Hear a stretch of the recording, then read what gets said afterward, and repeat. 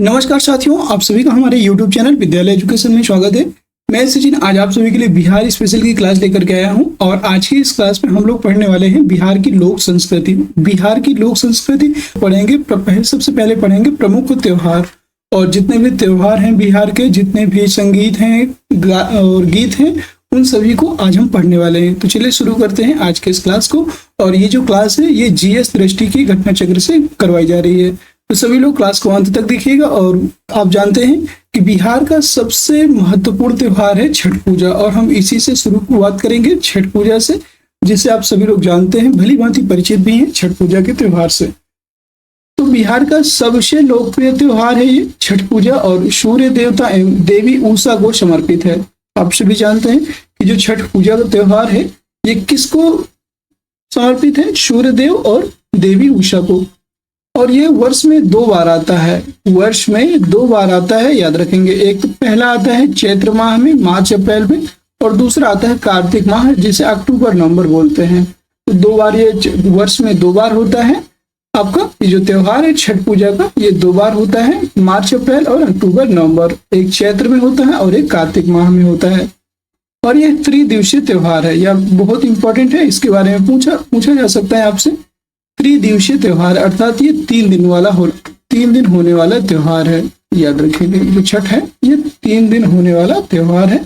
आप देख सकते हैं छठ में महिलाएं इस तरह पूजा करती हैं अपनी थाली लेकर के, और ये सूर्य देव और जो सूर्य भगवान है और उषा देवी हैं उनको ये समर्पित करते हैं।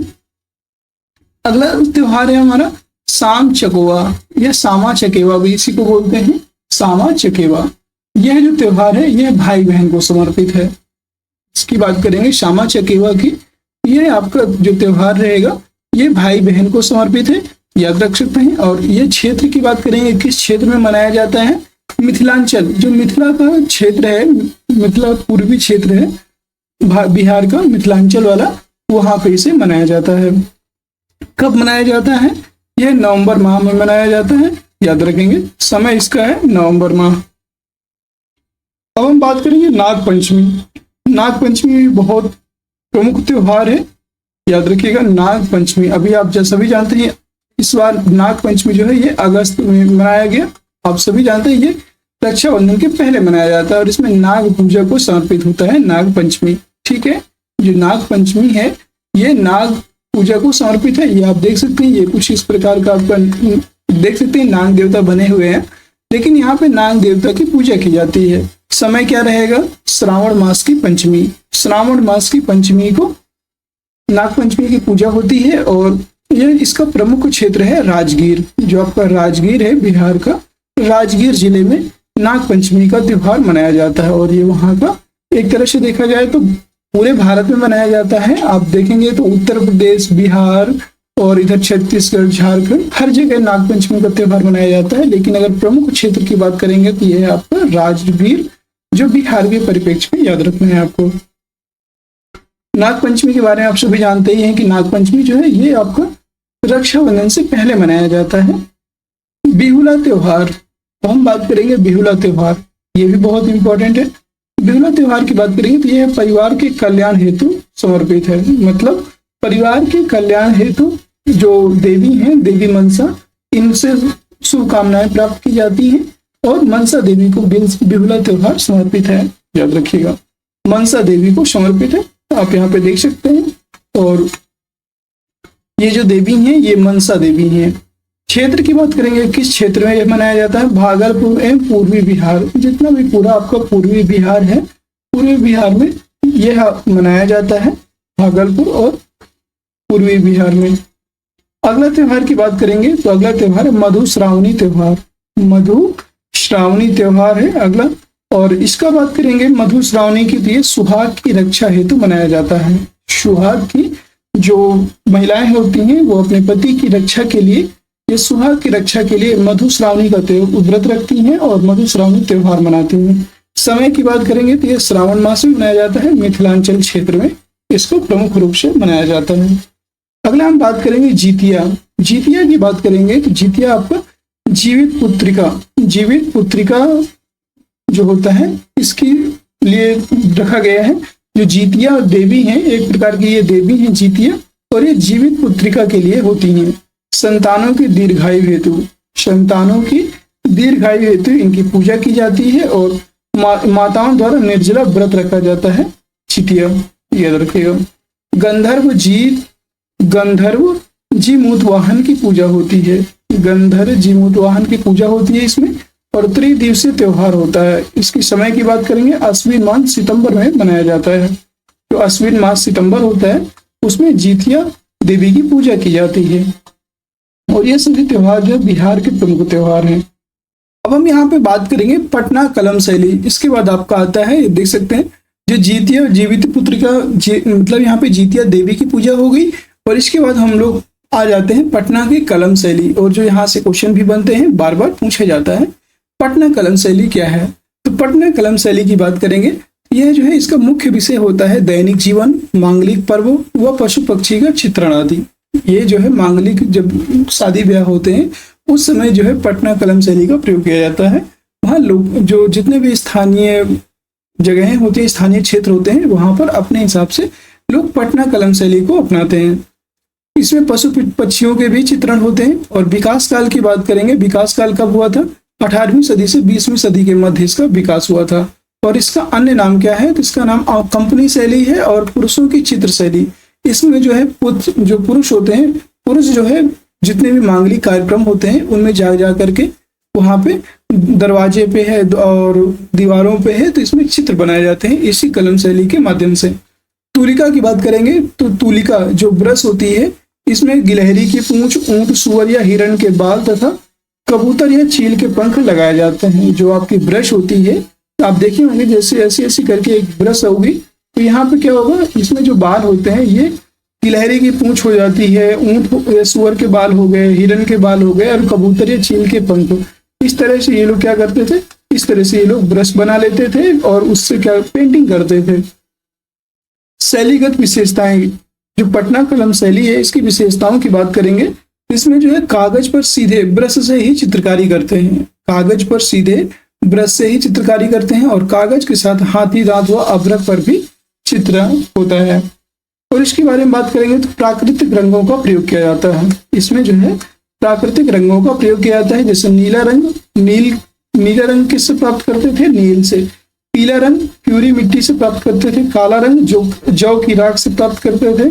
हरा रंग की बात करेंगे तो ये सेम की पत्तियों से हरा रंग प्राप्त करते थे। मुख्यतः लघु चित्रों का चित्रांकन होता है। इसमें लघु चित्र जितने भी होते हैं उनका चित्रांकन होता है। प्रमुख चित्रकार कौन कौन से थे ये भी देख लीजिएगा। इसके प्रमुख चित्रकार थे सेवक राम, जो प्रथम कलाकार हुए। पटना कलम शैली के प्रथम कलाकार कौन हुए? सेवक राम। और हुलास लाल दूसरे हैं। हुलास लाल ये पशु पक्षी चित्रण में माहिर थे। हुलास लाल पशु पक्षी चित्रण के में माहिर थे। तीसरे बात करेंगे जयराम दास। जयराम दास की बात करेंगे तो यह स्याह कलम के लिए माहिर थे। फकीर चंद, शिवलाल, ईश्वरी प्रसाद वर्मा अंतिम प्रतिनिधि कलाकार थे पटना कलम शैली के। महिला कलाकार की बात करेंगे, दक्षो बीवी और सोना बीवी। दक्षो बीवी और सोना बीवी दो महिला कलाकार थे पटना कलम शैली की। अब नेक्स्ट हम बात करेंगे मधुबनी चित्रकला। मधुबनी चित्रकला, और आप सभी जानते हैं कि इसका तो बिहार में हर बार क्वेश्चन भी यहाँ से बनता है, और सबसे ज्यादा पूछी जाने वाली अगर कोई कला है वो है मधुबनी चित्रकला। ठीक है, मधुबनी चित्रकला की बात करेंगे तो यह मिथिलांचल की प्रसिद्ध लोक कला है। मिथिलांचल जो क्षेत्र है वहाँ की प्रसिद्ध लोक कला है। कुछ इस तरह से बनाई जाती है। आप यहाँ पे देख सकते हैं, ये आपको मधुबनी पेंटिंग बनाई गई है, मधुबनी पेंटिंग, और इसको जीआई टैग भी प्राप्त हो चुका है, याद रखिएगा। वर्ष 1934 में मधुबनी के तत्कालीन जिलाधिकारी विलियम जी आर्चर द्वारा प्रथमतया निरीक्षण किया गया था मधुबनी चित्रकला का। और इसमें महिलाओं की विशेष भूमिका होती है। जो महिलाएं होती हैं, महिलाएं मधुबनी चित्रकला में महिलाओं की विशेष भूमिका होती है। ये कितने प्रकार की होती है? तो ये भित्ति चित्र एवं आरिपन भूमि चित्र बनाए जाते हैं। इसमें भित्ति चित्र एवं आरिपन जो भूमि चित्र होते हैं ये बनाए जाते हैं। आप देख सकते हैं ये कैसे, ये आपके जो है आरिपन चित्र हैं। इधर देख सकते हैं ये जो है आरिपन चित्र हैं, याद रखिएगा। ये इस तरह से जो यहाँ पे लगे हैं किनारे किनारे, ये आरिपन चित्र होते हैं। भित्ति चित्र की बात करेंगे तो भित्ति चित्र आपके गोसाई या गोसनी घर की सजावट और कोहबर घर की सजावट के लिए भित्ति चित्र का प्रयोग किया जाता है। प्रमुख चित्रकार की बात कर लेते हैं। तो प्रमुख चित्रकार हैं इसमें मधुबनी चित्रकला के पद्मश्री सीता देवी, पद्मश्री सीता देवी, पद्मश्री भगवती देवी, पद्मश्री गंगा देवी और पद्मश्री महासुंदरी देवी। भारतीय दयाल सिंह ये प्रमुख चित्रकार हैं मधुबनी पेंटिंग के। प्रमुख क्षेत्र की बात करेंगे तो ये दरभंगा, सहरसा, मधुबनी तथा नेपाल, इन क्षेत्रों में सबसे ज्यादा मधुबनी चित्रकला देखने को मिलती है। याद रखिएगा, दरभंगा, सहरसा, मधुबनी और नेपाल, ये 4 जगहों पर सबसे ज्यादा मधुबनी चित्रकला प्रसिद्ध है। रंग कौन कौन से इसमें यूज होते हैं, बहुत इंपॉर्टेंट पूछ लेता है। तो रंगों में आपका लाल, पीला, हरा, लाल, पीला, हरा जैसे चटक रंगों का प्रयोग किया जाता है। जितने भी लाल, पीले, हरे चटक रंग होते हैं वो इसमें प्रयोग किए जाते हैं। गोसनी, अब हम बात करेंगे गोसनी या गोसनी घर की सजावट कैसे होती है। आप ये भी एक बार देख लीजिए, जो यहाँ पे भित्ति चित्र है, भित्ति चित्र में अगर एक बार देखेंगे तो गोसाई या गोसनी घर की सजावट, तो ये इसमें ब्राह्मण एवं कायस्थ महिलाओं में अधिक प्रचलन था।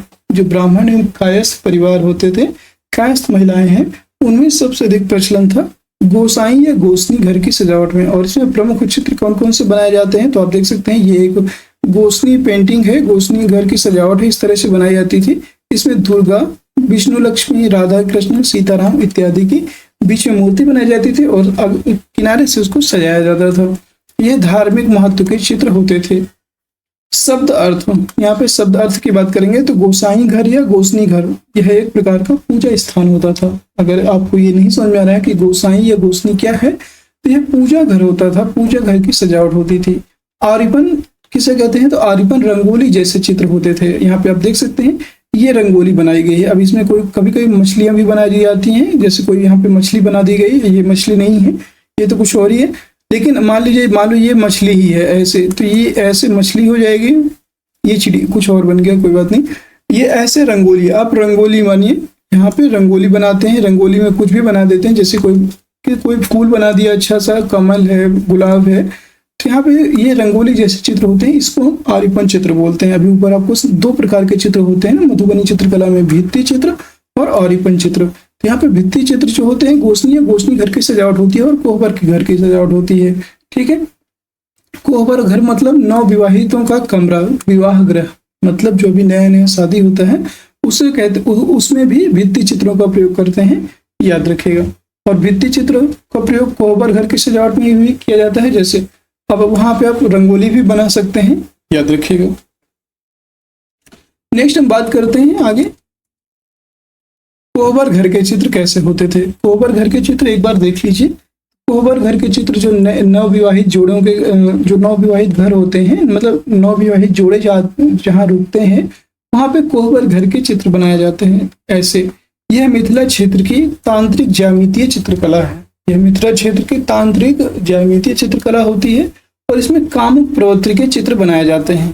कामुक प्रवृत्ति के चित्र बनाए जाते हैं कोहबर चित्रकला में, याद रखेंगे। जो कोहबर घर के चित्र होते हैं, नवविवाहित जोड़े के जो घर होता है उसमें कोहबर घर के चित्र बनाए जाते हैं। इसमें प्राकृतिक रंगों का प्रयोग किया जाता है, जैसे घोंघा से बैगनी रंग निकाला जाता था और गौमूत्र से पीला रंग निकालते थे। लाख का कीड़ा से महावर का रंग निकाला जाता था, याद रखेगा। और प्रतीकात्मक महत्व के लिए मछली कामोत्तेजना, प्रतीकात्मक जो महत्व है इनमें मछली को कामोत्तेजना के लिए लिया जाता था, सिंह को शक्ति के लिए, केला को मांसलता के लिए और बांस को वंश वृक्ष आदि के लिए, ये सब प्रतीक के रूप में बनाए जाते थे। कोहबर घर के चित्र में प्रारंभ में क्या होता था, प्रारंभ में केवल भित्ति चित्र पर, वर्तमान में कपड़े, कागज व कैनवास पर अधिक चित्रण होता है, इसका याद रखिएगा। अब हम बात करेंगे आरिपन चित्र क्या होते हैं। आरिपन चित्र, एक बार आरिपन चित्र की बात कर लेते हैं। आरिपन चित्र जो होते हैं यह आंगन व चौखट के सामने चित्रण किया जाता है। एक तरह से ये जो है रंगोली होती है जो आंगन एवं चौखट के सामने चित्रित होती है और त्योहारों के आधार पर चित्रण होता है। जैसे अगर दिवाली है तो दीपक वगैरह बना करके बनाया जाएगा, होली है तो अलग तरीके का चित्र बनाया जाएगा। अलग अलग त्योहारों में अलग अलग तरीके से आरिपन चित्र बनाए जाते थे। सामग्री की बात करेंगे तो यहाँ पे कटा हुआ चावल ले जाते थे, पानी ले लेते थे, प्राकृतिक रंग, ये सभी मिला करके इसको बनाया जाता था और यह रंगोली से समरूपता होती थी, अर्थात एज लाइक रंगोली होती थी, याद रखेंगे। ऐसे हम जूम करेंगे, आप यहाँ पे देख सकते हैं। नेक्स्ट पॉइंट होगा हमारा मंजूषा चित्रकला। अब हम बात करेंगे मंजूषा चित्रकला। मंजूषा चित्रकला की बात कर लें तो इसका अन्य नाम कौन कौन से हैं? सर्पकारी चित्रकला, सर्प चित्रकारी मंजूषा चित्रकला के अन्य नाम है सर्प चित्रकारी, स्नेक पेंटिंग और अंगकला। सर्प चित्रकारी, स्नेक पेंटिंग और अन्य अंगकला, ये इसके प्रमुख नाम है। क्षेत्र की बात करेंगे तो ये भागलपुर जिला का जो अंग प्रदेश है वहां पर मंजूषा चित्रकला प्रसिद्ध है। कौन सी शैली है? रेखा चित्र शैली। यहाँ पे यह जो है रेखा चित्र शैली में बनाया जाता है। विषय की बात करेंगे, बिहुला बिसहरी की प्रेम कथा। इसमें जो है बिहुला और बिसहरी की प्रेम कथा वर्णित है। और प्रमुख चित्रकार की बात करेंगे तो इसके प्रमुख चित्रकारों में है, याद रखेंगे, इसके प्रमुख चित्रकारों में है उलूपी झा, चक्रवर्ती देवी एवं निर्मला देवी। उलूपी झा, याद रखेंगे, उलूपी झा, चक्रवर्ती देवी एवं निर्मला देवी इसके प्रमुख चित्रकार हैं मंजूषा चित्रकला के। 3 रंगों का इसमें प्रयोग होता है। कौन कौन से? समानता गुलाबी, हरा और पीला। 3 रंग प्रयोग होते हैं, गुलाबी, हरा और पीला। और दोस्तों अगर क्लास पसंद आ रही है तो एक बार क्लास को भी आप लोग सभी लोग लाइक जरूर कर दीजिए, शेयर कर दीजिए। जाढ़ो पटिया चित्रकला शैली। जाढ़ो पटिया चित्रकला शैली की एक बार देख लीजिए, इस प्रकार से ये बनाई जाती थी, जाढ़ो पटिया चित्रकला शैली। और इसकी बात करेंगे तो ये इसका जो विषय है संथाल समाज की लोक कथाएं। यह जो है संथाल समाज की लोक कथाओं पर निर्मित होता था। और इसमें जो है रंगों का प्रयोग किया जाता था, प्राकृतिक, जितने भी प्राकृतिक रंग होते हैं उनका प्रयोग किया जाता था। किस क्षेत्र में है? ये छोटा नागपुर पठार, जो आपको झारखंड के इलाके में पड़ता है, वहां पे छोटा नागपुर पठार वाले क्षेत्र में जाढ़ो पटिया चित्रकला शैली प्रचलन में थी। और ये भारत की प्राचीनतम चित्रकलाओं में से एक है, जाढ़ो पटिया चित्रकला शैली। सामग्री की बात करेंगे तो इसमें कौन कौन सी सामग्री लगती है? कपड़े या कागज की छोटी छोटी पट्टियों को जोड़कर चित्रण किया जाता है। यहाँ पे आप देख सकते हैं छोटी छोटी पट्टियां यहाँ पे चिपकाई जाती हैं और इन्हीं से इसका चित्रण किया जाता है। बिहार के प्रमुख लोकगीत देख लेते हैं। बिहार के प्रमुख लोकगीत में आपका आएगा प्रमुख शैलियां। जो बिहार के प्रमुख लोकगीत हैं उनमें प्रमुख शैलियां हैं चैती, सोहर, कजरी, लुंगरिया। ये अलग अलग शैलियां हैं। मतलब सोहर कब गाया जाएगा, कजरी कब गाया जाएगा, ये वहाँ पे अलग अलग त्योहार के हिसाब से अलग अलग जो वहाँ के मांगलिक कार्यक्रम होते हैं उनके हिसाब से यह शैलियां निर्धारित होती हैं। प्रमुख राग कौन कौन से थे? प्रमुख रागों में है चैता, पूर्वी, नचारी, लगनी एवं फाग राग। ये प्रमुख राग होते हैं। चैता, पूर्वी, नचारी, लगनी एवं फाग राग ये वहाँ के प्रमुख लोकगीत के राग थे। नचारी राग की बात करेंगे तो यह विद्यापति द्वारा प्रारंभ होता है, नचारी राग। और क्षेत्र कौन सा था? मिथिला। मिथिला क्षेत्र में जो विद्यापति हैं, विद्यापति के द्वारा नचारी राग शुरू होता है। इसका विषय क्या था? विषय था नचारी राग का भगवान शंकर की प्रार्थना। भगवान शंकर की प्रार्थना नचारी राग का मतलब विषय था नचारी राग का। बिहार के प्रमुख लोकगीत कौन कौन से हैं? इसमें देखेंगे लगनी राग। लगनी राग, लगनी राग के रचयिता है विद्यापति। लगनी राग जो है इसके रचयिता है विद्यापति और इसका क्षेत्र है दरभंगा जिला मिथिला क्षेत्र। दरभंगा जिला मिथिला क्षेत्र में लगनी राग देखने को मिलता है। फाग राग, फाग राग की बात करेंगे तो फाग राग जो है ये रचना का श्रेय जाता है नवल किशोर सिंह को, जो बेतिया के हैं। नवल किशोर सिंह यह बेतिया के हैं और इनको इसका श्रेय जाता है। होली के अवसर पर गायन होता है। जो फाग होते हैं, फाग आप सभी ने सुना होगा, फाग गाते हुए ये होली के समय पर गाया जाता है, याद रखेंगे। होली के समय में इसको गाया जाता है फाग राग को। क्षेत्र की बात करेंगे तो यह बिहार व पूर्वी उत्तर प्रदेश में गाया जाता है। बिहार और पूर्वी उत्तर प्रदेश में फाग राग का गायन होता है। अब हम बात करेंगे चैता राग। ये बिहार के प्रमुख गीत हैं जिनमें है चैता राग। चैता राग की बात करेंगे तो यह इसका क्षेत्र है पटना और भोजपुर। पटना, भोजपुर, रोहतास और बक्सर। जो चैता राग है, चैता राग का क्षेत्र है पटना, भोजपुर, रोहतास और बक्सर। और यह चैत्र मास में गायन किया जाता है। इसका जो गायन है ये चैत्र मास में होता है, याद रखिएगा। अगला प्रश्न है, अगला हम देखेंगे आपका चैता राग हो गया। फिर है बिहार के लोकगीत। बिहार के प्रमुख लोकगीतों के बारे में पढ़ेंगे। तो सबसे पहला है संस्कार गीत। सबसे पहला है यहाँ पे संस्कार गीत। इसमें अवसर, बच्चों का जन्म और मुंडन व विवाह आदि के टाइम में संस्कार गीत गाए जाते हैं। प्रमुख गीत कौन कौन से हैं संस्कार गीत में? समुझवनी, कोहबर और सोहर। समुझवनी, कोहबर और सोहर ये प्रमुख गीत हैं, याद रखेंगे। ये जो है प्रमुख गीत हैं। इसके गाथा गीत, गाथा गीत की बात करेंगे। गाथा गीत तो है ये लोरिकायन। गाथा गीत आपका लोरिकायन वीर रस से परिपूर्ण है और इसका विषय है लोरिक के जीवन प्रसंग। लोरिक के जीवन प्रसंग। इसमें नयका होती है बंजारा, नयका बंजारा होती है। और विजमैल, विजमैल की बात करेंगे तो विजमैल का विषय है राजा विजयमैल की वीरता का वर्णन होता है विजमैल में। सलहेस की बात करेंगे तो सलहेस ये लोकगीत हैं सभी। विजमैल में राजा विजयमैल की वीरता का वर्णन है सलहेस। जो सलहेस लोकगीत है इसका विषय है सलहेस की लोक कथा का वर्णन। सलहेस की लोक कथा का वर्णन होता है इसमें। अन्य गीत, अन्य गीतों में बात करेंगे तो दीनभद्री, बिहुला, आल्हा, नूनाचार, राजा हरिश्चंद्र, धनैया तथा भरथरी। भरथरी ये इसके प्रमुख अन्य गीत हैं। पर्व गीत की बात करेंगे तो पर्व गीत कौन कौन से हैं? पर्व गीत है मांगलिक पर्वों पर गायन होने वाला पर्व गीत कहलाता है। जैसे दीपावली, बहुरा, ज्योतिया, रामनवमी एवं छठ गीत ये सभी मांगलिक पर्व हैं जिन पर पर्व गीत गाया जाता है। ऋतु गीत की बात करेंगे। ऋतु गीत बिहार में ऋतु गीत कब गाया जाएगा? विभिन्न ऋतुओं के अनुसार गायन होता है ऋतु गीत का।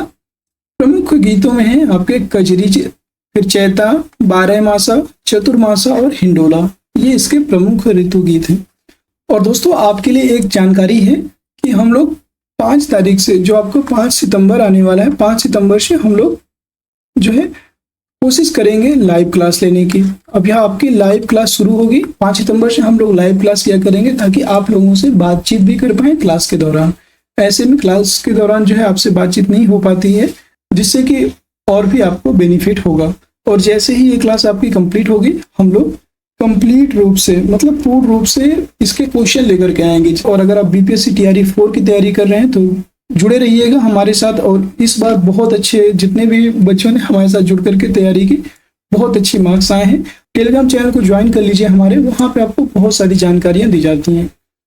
पेशा गीत अगला है आपका। पेशा गीत यह काम के दौरान गायन होता है, मतलब अगर कोई आप कुछ काम कर रहे हो उस दौरान जो गाया जाने वाला गीत होता है उसे हम पेशा गीत कहते हैं। उदाहरण जाता पिसाई, जो जात पीसते हैं, गाँव में महिलाएं देखते होंगे अब जात पीसते हैं। जात मतलब जाता पिसाई मतलब एक तरह से होता है जैसे गेहूं की पिसाई करते हैं ना, तो घर पे जो 2 महिलाएं मिल करके पीसती हैं उसे जाता पिसाई कहते हैं। फिर छवाई, जब छप्पर छाते हैं। थपाई, कोल्हू, सोहनी और रोपनी गीत ये सभी प्रमुख पेशा गीत होते हैं। अन्य गीतों में कौन कौन से हैं? जातीय गीत, सांझा पराती, बिरहा, झूमर एवं निर्गुण गीत ये प्रमुख अन्य गीत हैं बिहार के। नेक्स्ट बात करेंगे बिहार के प्रमुख जितने भी लोक गायक एवं गायिकाएं हैं उनके बारे में एक बार देख लीजिए। बिहार के प्रमुख लोक गायक एवं गायिकाएं सबसे पहली है शारदा सिन्हा। शारदा सिन्हा, बांकेलाल और मोतीलाल ये बिहार के प्रमुख गायक एवं गायिकाएं हैं, जिसमें डॉक्टर शंकर प्रसाद, कमला देवी, नंदकिशोर प्रसाद, ब्रज किशोर दुबे, उमाकांत कमल और भरत सिंह भारती ये जो है बिहार के प्रमुख लोक गायक हैं और उनकी गायिकाएं हैं, याद रखेंगे। शारदा सिन्हा, डॉक्टर शंकर प्रसाद और ब्रज किशोर दुबे ये प्रमुख हैं यहाँ के। और बांकेलाल, मोतीलाल, कमला देवी, नंदकिशोर प्रसाद, उमाकांत कमल ये प्रमुख यहाँ के लोक गायक हैं। अगले हैं बिहार के प्रमुख लोक नाटक परंपरा कौन कौन सी हैं? तो ये विदेशिया सबसे पहली है। विदेशिया इसका क्षेत्र है भोजपुर और प्रेरणा स्रोत है ये भिखारी ठाकुर। इसके प्रेरणा स्रोत हैं भिखारी ठाकुर। इसका प्रारंभ होता है 20वीं शताब्दी में और इसका विषय है सामाजिक मुद्दे प्लस भावनात्मक संबंध। सामाजिक मुद्दे तथा भावनात्मक संबंध को लेकर के एक तरह से इसमें नाटक का रोल क्या होता है। जैसे शैली कौन सी है? संगीत युक्त रंगमंच शैली, इसे बोलते हैं रंगमंच शैली। और इसे प्लस व्यंग शैली भी बोला जाता है। विशेषता क्या है? स्त्री पात्रों का मंचन भी पुरुषों द्वारा ही किया जाता है। जो स्त्री पात्र होते हैं उनका भी मंचन भी पुरुषों के द्वारा इसमें किया जाता है और इसे विदेशी नृत्य कहते हैं। ये विदेशी नाटक परंपरा होती है। जट जाटी नृत्य, जट जाटी नृत्य क्या होता है? यह आपका क्षेत्र इसका है मिथिला और कोसी क्षेत्र, जो उत्तरी बिहार का क्षेत्र है, वहां पर जट जाटी नृत्य होता है। अविवाहित लड़कियों द्वारा अभिनीत किया जाता है, अर्थात जो मतलब बिना शादीशुदा लड़कियां हैं, मतलब जो जिनकी शादियां नहीं हुई होती हैं, उनके द्वारा यह गीत अभिनय किया जाता है। और इसके बारे में बात करें, ये इसका विषय है जट जटिन के वैवाहिक जीवन का प्रदर्शन एवं सामाजिक मुद्दे आदि। विशेषज्ञता है इसकी वियोग श्रृंगार पर केंद्रित है, यह आपका वियोग श्रृंगार पर केंद्रित है। डोमकच की बात करेंगे, यह क्षेत्र है आपका मिथिला क्षेत्र। डोमकच ये मिथिला क्षेत्र में होता है और इसका विषय है पारिवारिक उत्सवों से जुड़ा लोक नृत्य, घर के आंगन में महिलाओं द्वारा रात्रि में प्रस्तुत किया जाता है डोमकच। और इसकी विशेषता है हास्य परिहास एवं अश्लील प्रसंगों का प्रयोग होता है इसमें।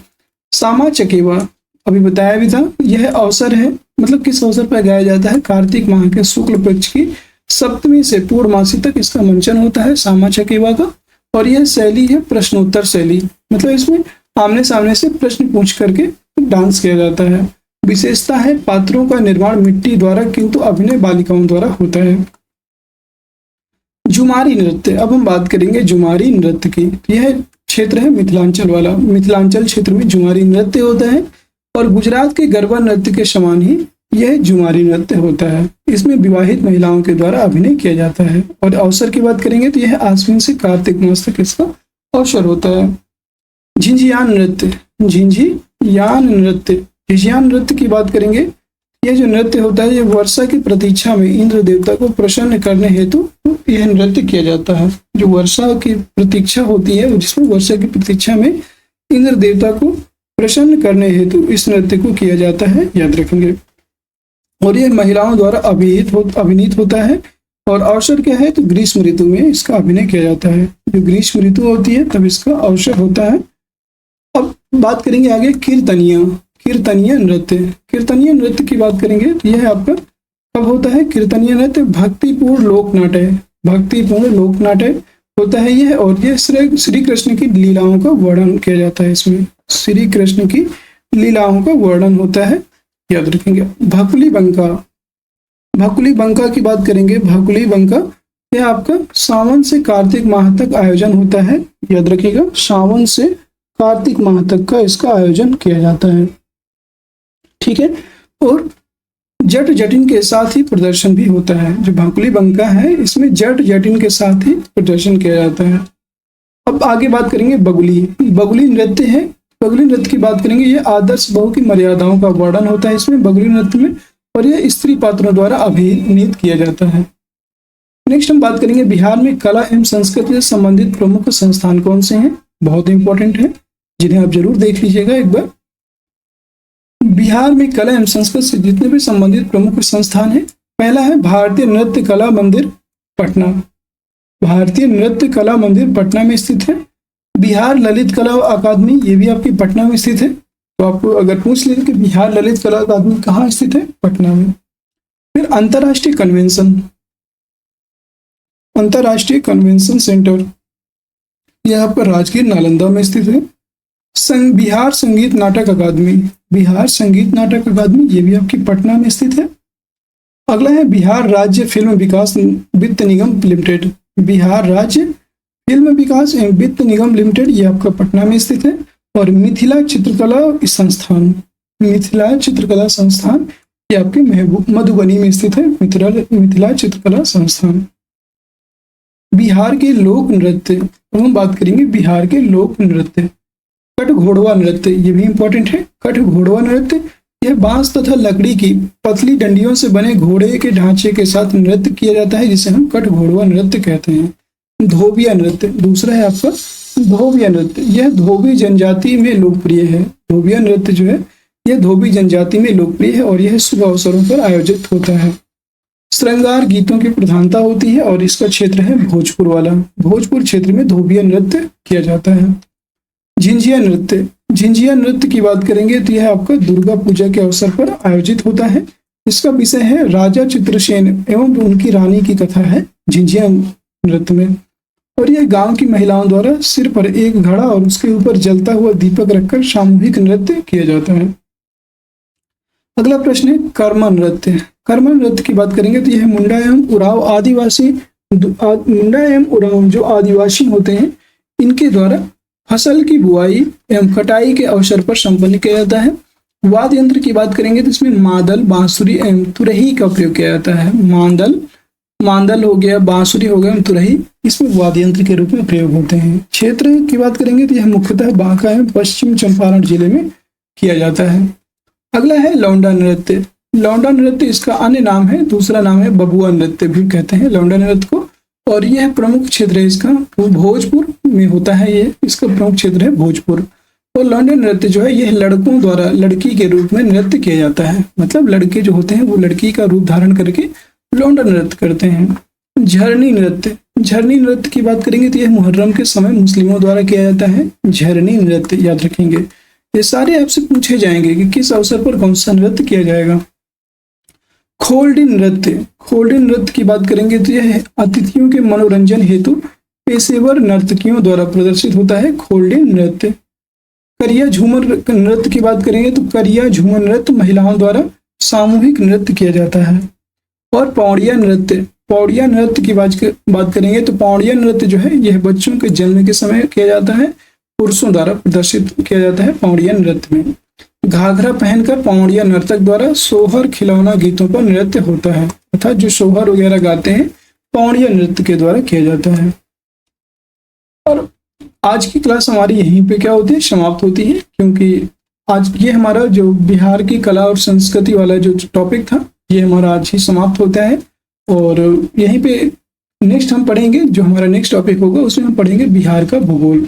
तो आज की क्लास आप सभी को कैसी लगी? उम्मीद है कि आप सभी को आज की जो क्लास है ये बहुत पसंद आई होगी। और अगर आपको क्लास पसंद आई है तो क्लास को एक बार सभी लोग लाइक कर दीजिएगा, शेयर कर दीजिएगा, और चैनल में नए हैं तो चैनल को जरूर सभी लोग सब्सक्राइब कर लीजिएगा, क्योंकि अगर आप चैनल को सब्सक्राइब करके ही रखेंगे तो आपको बहुत सारी जानकारी मिलेगी। और आप देखते हैं कि ये जो बिहार का स्पेशल हम लोग पढ़ रहे हैं इसके MCQ भी जल्द ही आने वाले हैं। जैसे ही ये क्लास हमारी खत्म होगी फिर हम बिहार के इस प्रमुख स्पेशल MCQ लेकर के आएंगे। और जो BPSC TRE है, BPSC TRE 4 के लिए हम लोग तैयारी कर रहे हैं, याद रखिएगा। और अगर आपने 17th BPSC डाला हुआ है, मतलब जो BPSC बिहार PCS है, अगर इसके लिए भी आप पढ़ रहे हैं तो बहुत अच्छा है, क्योंकि सारा कुछ यहाँ से पूछा जाता है। और ये दृष्टि की घटना चक्र है, आप सभी जानते हैं, बहुत इंपॉर्टेंट है, और इसे हम अलग तरीके से पढ़ रहे हैं। और अदर बुक्स में जैसे कि आप लोग डायरेक्ट थ्योरी वाइज पढ़ते हैं, लेकिन इसमें एक तरफ से आप लोग रिवीजन और नए तरीके से आपको पढ़ने का थोड़ा सा अनुभव हो रहा होगा। चित्रों को देख करके, चीज़ों को देख करके काफ़ी चीज़ें याद रहती हैं, जरूर याद रखिएगा। और अगर क्लास पसंद आई है तो एक बार सभी लोग से गुजारिश है क्लास को लाइक जरूर कर दिया करें। प्लीज़ लाइक करके जाएं, शेयर करके जाएं, और सभी मित्रों को भी अपने शेयर कर दें, अपने जितने भी आपके मित्र हों। और चैनल में नए हैं तो चैनल को सब्सक्राइब जरूर कर लीजिए। और आपको नेक्स्ट वीडियो और कौन कौन से टॉपिक और कौन कौन से सब्जेक्ट में चाहिए, इसके लिए भी आप कमेंट करके बताइएगा। फिर मिलते हैं किसी नए टॉपिक में और नई क्लास के साथ। तब तक के लिए जय हिंद, जय भारत। आप सभी का दिन शुभ हो।